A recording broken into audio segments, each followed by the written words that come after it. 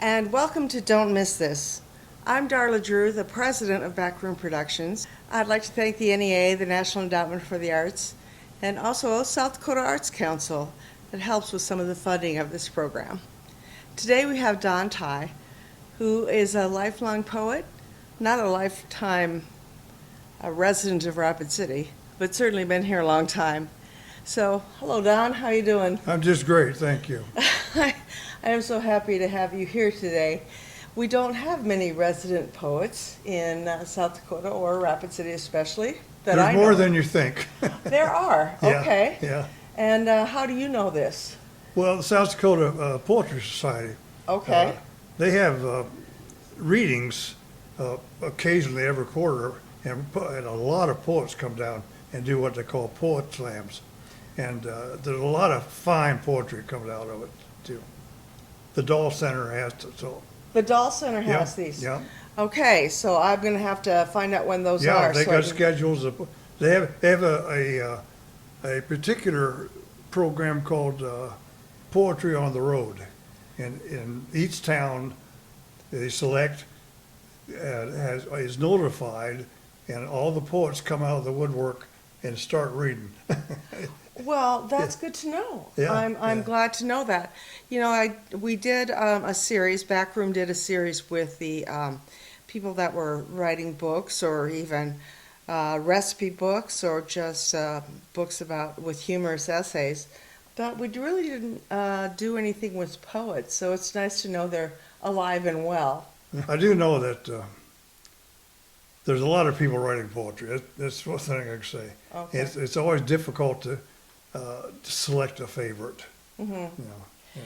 When you were starting, how did you get your poetry out to the people that might be interested in supporting your work and reading your work?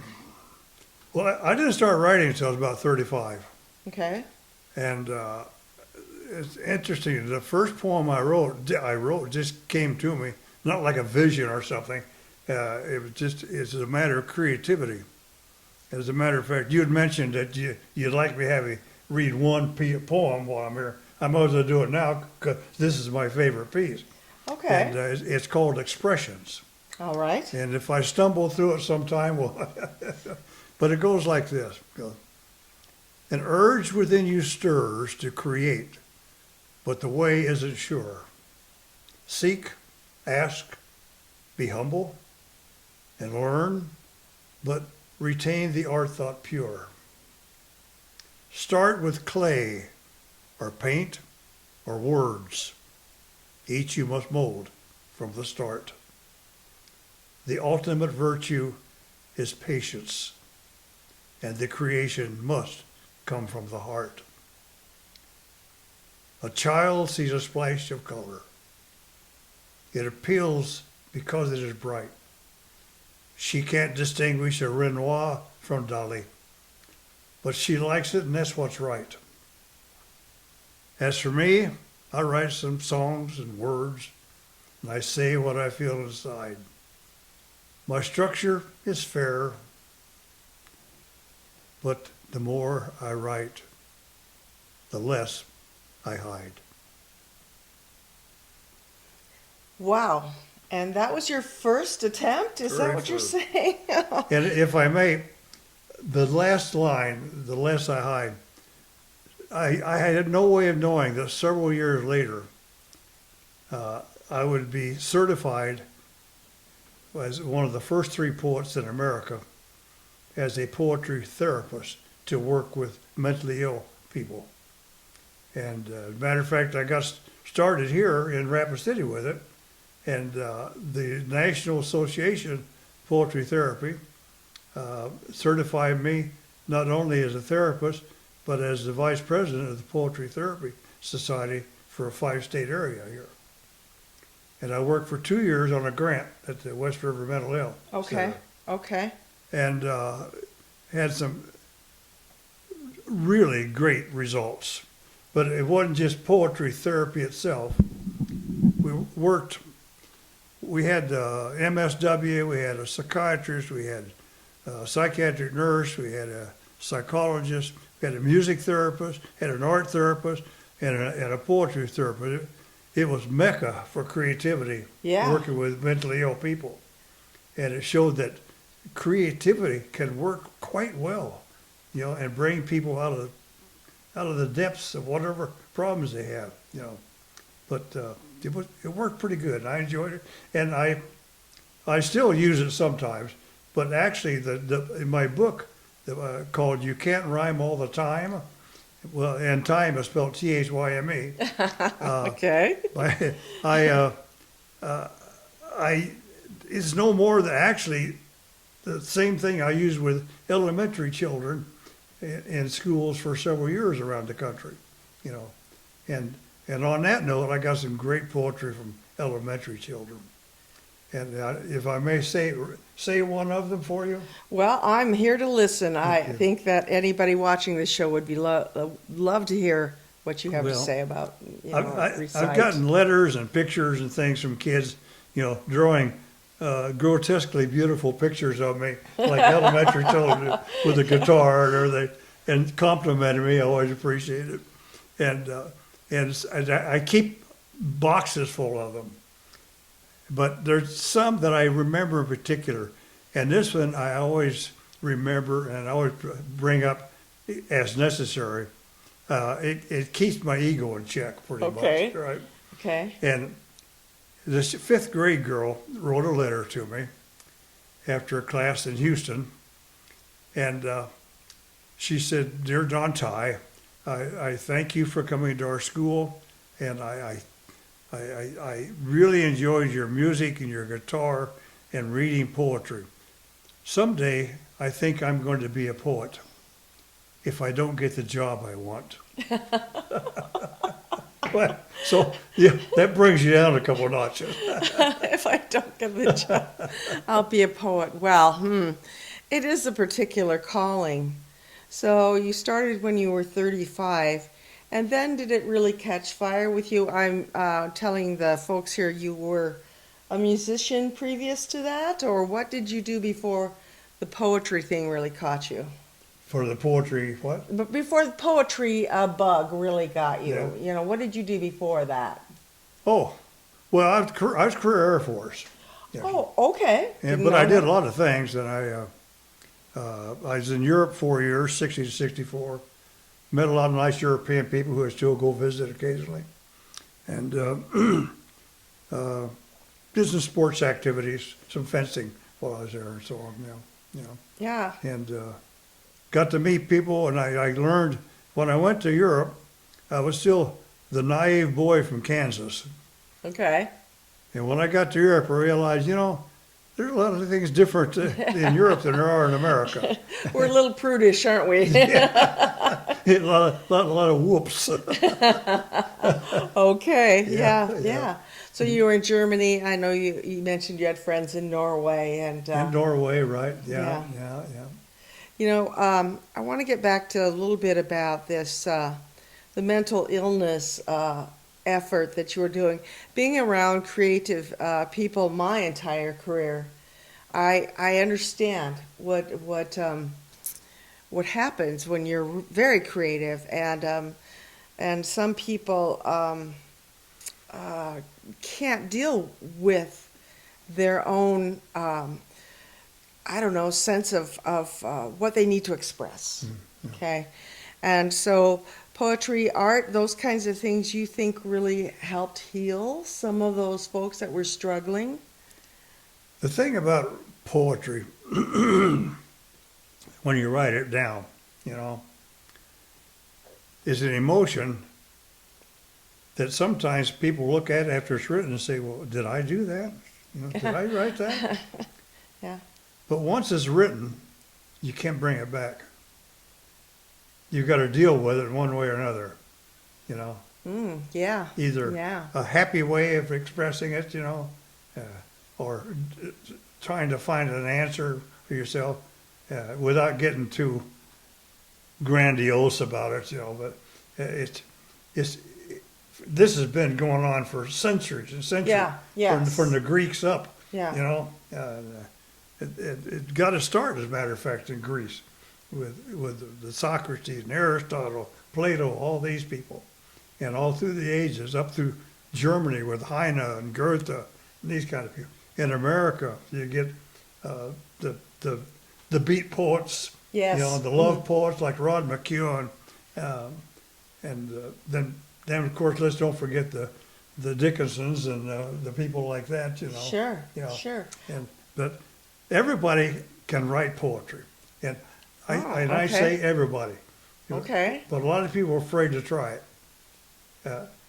I don't know if it's a subconscious thing, where they're saying to themselves, "Gee, I don't want to see that. I don't want to face that. Yeah. And everything." But the majority of poetry is written, of course, by starting out in middle school, I suppose. Yeah. It's called love poetry. Yeah, I remember middle school poetry. Yeah, yeah, yeah. I took And my of hand course, at that. It was horrible. when you get 93 like me, you still write love poetry. Okay. And, Good. and I wrote a lot to my wife, before she passed away. And I have some in one of my books, about what you do, what we did together and as individuals and so forth. Mm-hmm. And some of it's pretty sentimental. Sure. And sure. I should have brought one of those to read, but maybe next time. Yeah. Well, I think what you hit on your first recitation was, your last line about the more you write, the less you have to hide. Was that it? It was close. Yeah, a lot of people, maybe if they think it'll reveal too much to write a poem. Much, yeah. Yeah. So. And a lot of people do reveal too much.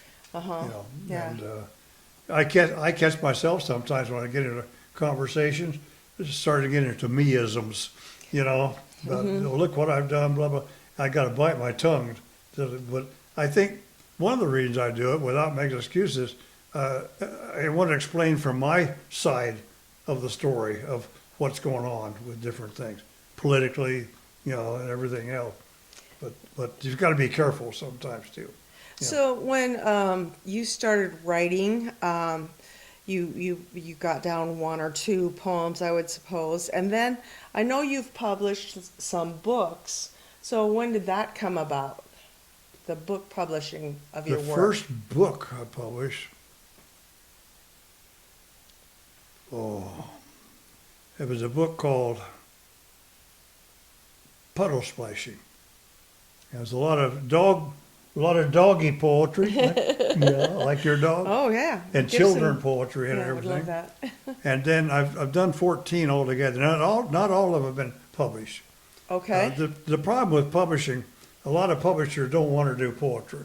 Yes. Yeah. I can You've got to be imagine. known in something else first. Well, like most books. Famous people get books published. Okay. Infamous people, have to pay.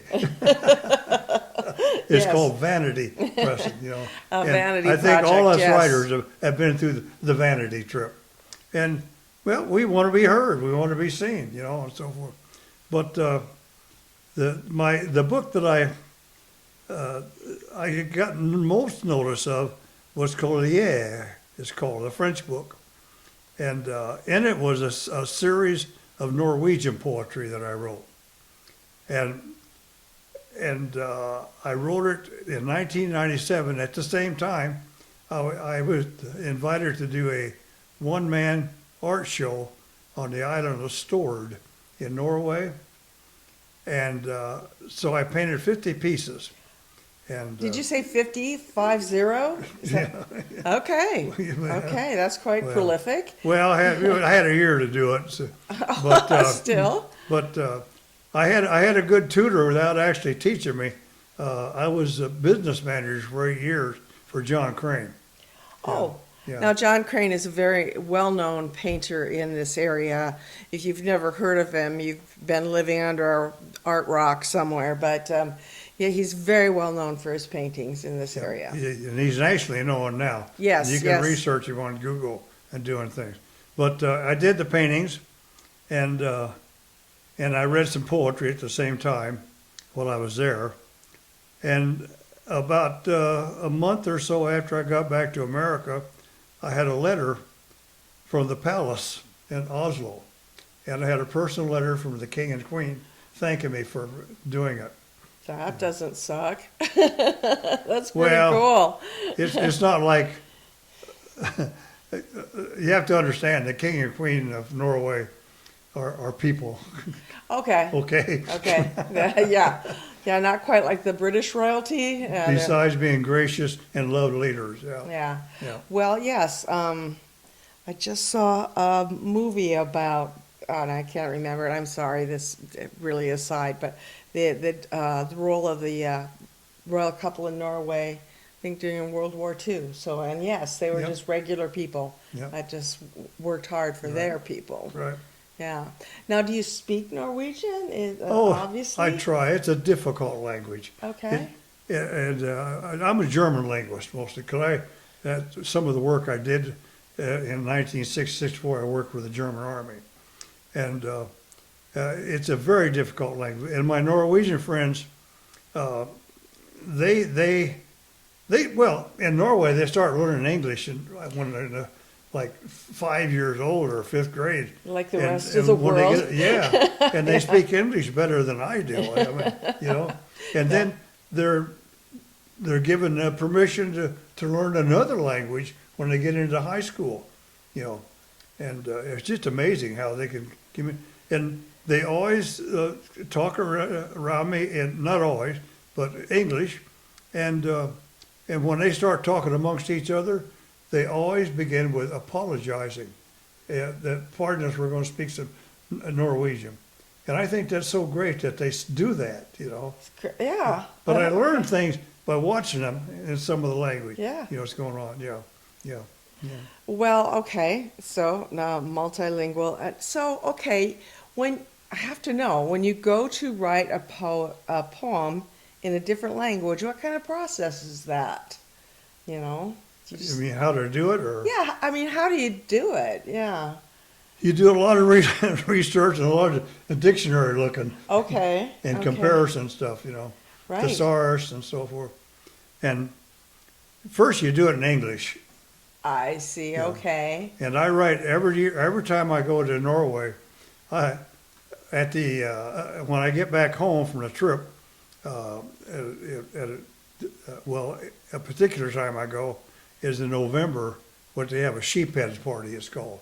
Okay. It starts off very formal, but turns in very barbaric after a while. Okay. But I write a saga poem Okay. for each one, and in the style of a Icelandic poet called Snorri, and he was the Viking, wrote the stuff for the saga of the Norse kings, 3-volume book and everything. Mm-hmm. And I write those strictly in English, and if maybe I'll pick one or two and do another language with it, but I'm ordered to write them by my Norwegian friends now.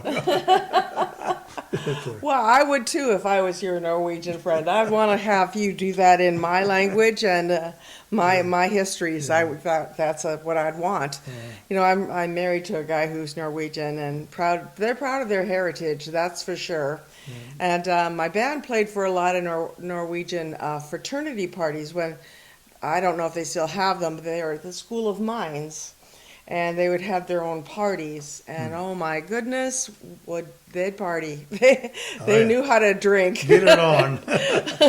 Well, it's interesting. My best friend in Norway, two best friends, Will Engelson and Uwe Wilhelmsen, they both went to the mines.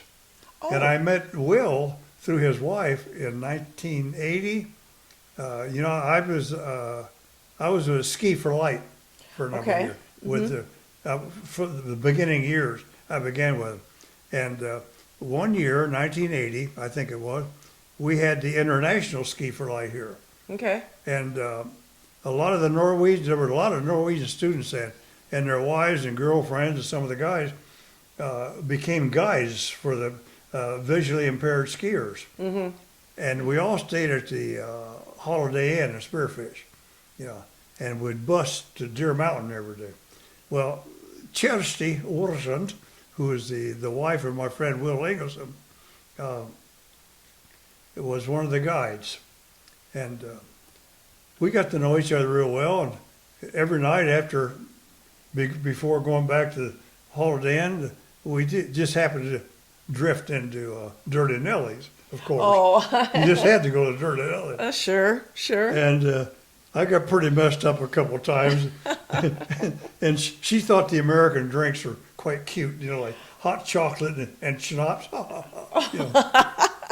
I can believe that. Yeah. I can believe that. But anyway, through her, I met Will, and she met my wife, and he met my wife, and the same age as our kids. They're 70 now. Oh. And they always welcomed us. We always welcomed them. And through us, other friends in America had met them. We'd have big group parties over in Norway, and they'd come here.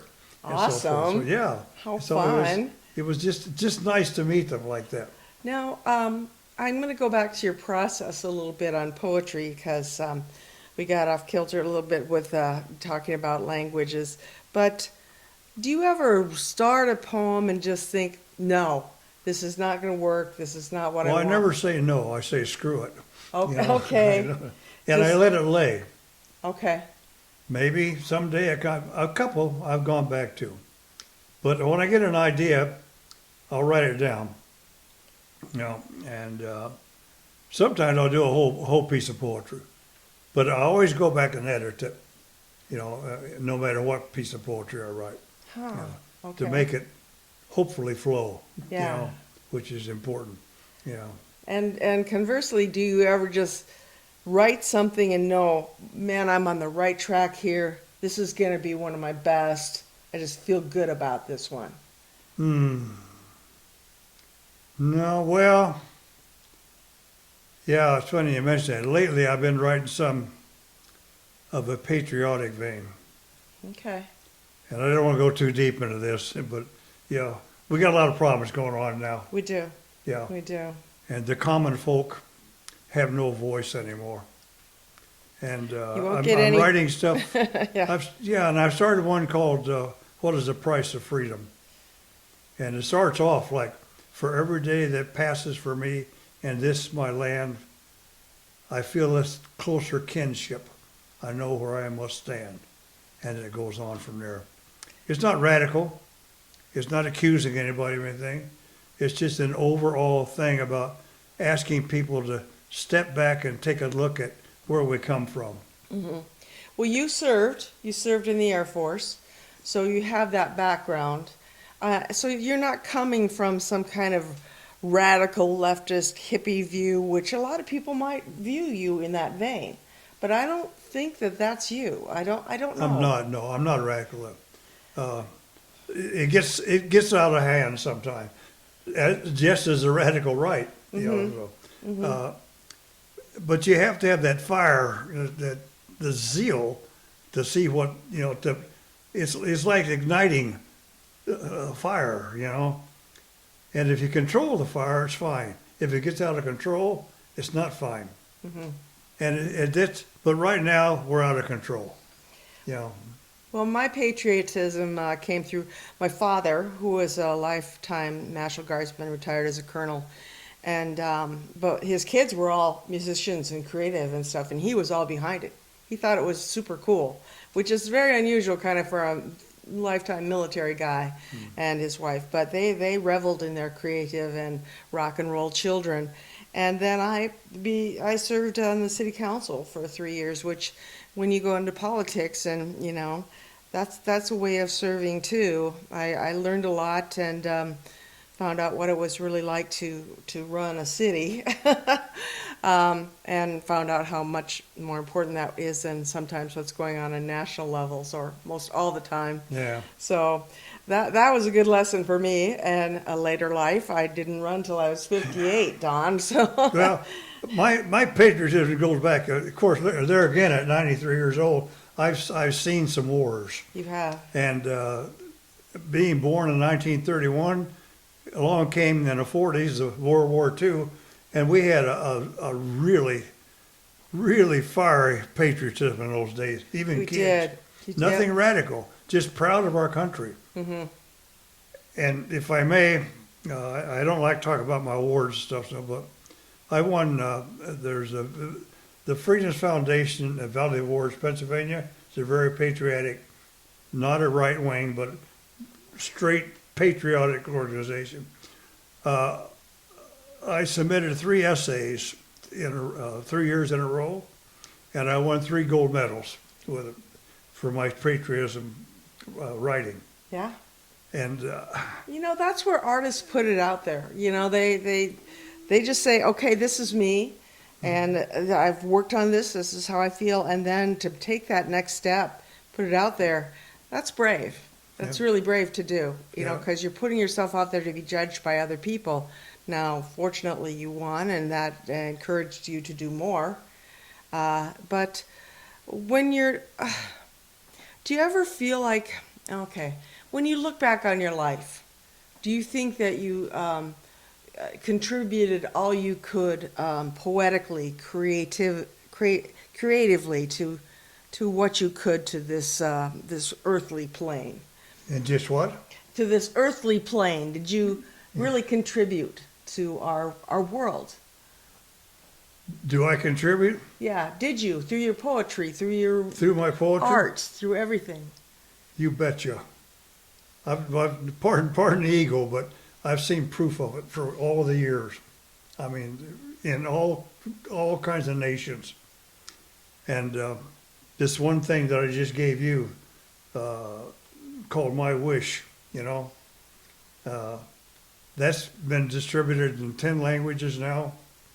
And I feel so good when, like, coming back on the plane, KLM, Dutch Airlines, from Bergen to Amsterdam, I had a stewardess come up, rather attractive, I might add, and she got on her knees and out and rested the arm. She says, "I have one of your pieces of work." I said, "You do?" And she had My Wish in Dutch. Wow. It was KLM Dutch Airlines. How lovely. But every time I get on a plane, I give a bunch of those to people, Okay. to the crew, and say, "Please distribute this." And I've made a lot of contacts and had a lot of people contact me through this.